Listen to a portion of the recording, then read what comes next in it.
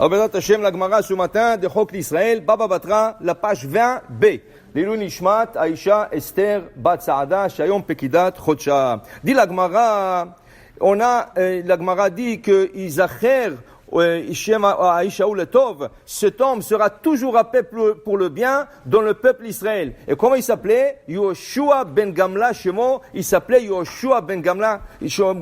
Qu'est-ce qui a fait Yoshua ben Gamla? Qui sera toujours mentionné et béni pour la chose qu'il a fait. Alors, il m'allait où? Si c'est pas pour ce rabbin, Nishtakra Torah Israël, il n'y aura pas eu aujourd'hui dans la génération la Torah. Pourquoi? Shebatrila, Mishesh lo av, melamdo Torah. Mishe'en lo av, lo ayalamet Torah. Au début, tout celui qui avait un père, le père enseignait à son fils la Torah. Tout celui qui était orphelin, Haz v'Shalom, l'orphelin n'avait aucune chance d'étudier la Torah. À moins qu'il grandit et il prend un professeur privé, mais va savoir, c'était pas évident.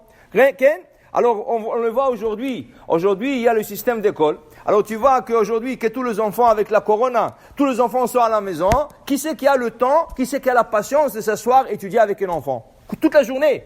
Tu ne parles pas d'une demi-heure. Tu parles toute la journée. Alors, aujourd'hui, ils ont des études par l'Internet, des études par Zoom, et par ça. Mais à l'époque, il n'y avait pas des écoles. Il n'y avait pas des yeshivas du tout.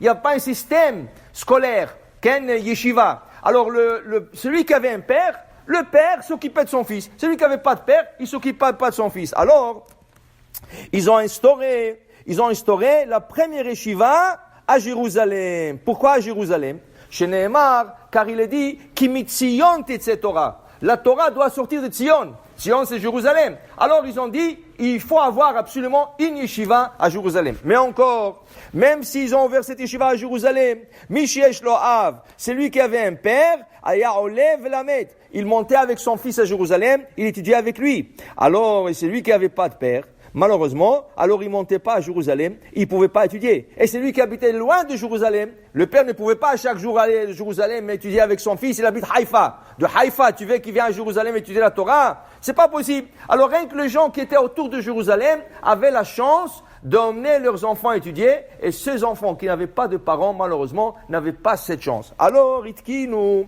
Chachamim sont venus, Shiyu Moshivim Bechol Pelech ou Pelech, Machnissim Oto Keben Sheshesre, Keben Shvaisre. Alors, ils ont instauré dans les grandes villes qu'il y avait à l'époque, il y a 2000 ans, ils ont instauré des yeshivot, mais la yeshiva commençait à l'âge de 16-17 ans. Quand tu avais 16-17 ans, ton père t'a amené à la yeshiva et tu étudiais. Ça veut dire que tous ceux qui sont moins que 16 ans n'avaient pas la chance d'étudier. Et en plus de ça, dit la Gemara, à l'âge de 16-17, quand il y avait la moindre de désaccord entre le rabbi et l'élève quittait la yeshiva. Alors c'était pas l'idéal du tout.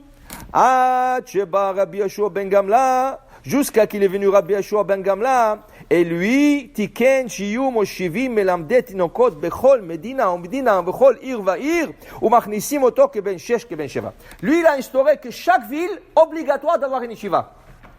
Chaque grande ville, petite ville, village en Israël, tous les endroits obligatoire d'avoir une yeshiva, et l'âge de commencer à étudier, c'est 6 et 7 ans. Alors, pour te dire, c'est grâce à lui que les gens commençaient à emmener leurs enfants à la yeshiva et étudier. De là, on comprend l'importance du système de la yeshiva. Si ce sont les yeshivot, si ce sont les écoles juives, il n'y aura pas de judaïsme aujourd'hui. C'est grâce à l'école, c'est grâce à la yeshiva. Les gens, le petit, ils apprennent. Il revient à Shabbat. Tu lui demandes qu'est-ce que tu as appris. Il te fait une Dvar Torah à table. Tu discutes avec lui, tu lui donnes. Tout ça, c'est important. C'est pour ça qu'il faut jamais se mettre contre les rabbis, contre les professeurs, contre le directeur, contre tout le système. Pourquoi? Parce que si tu baisses aux yeux de ton fils, le professeur, le rabbi, la direction, il n'aura plus envie de continuer à étudier, et c'est toi qui as perdu, et là tu dois t'asseoir à la maison et étudier avec lui. Au contraire, le professeur, c'est lui qui a toujours raison aux yeux de ton fils.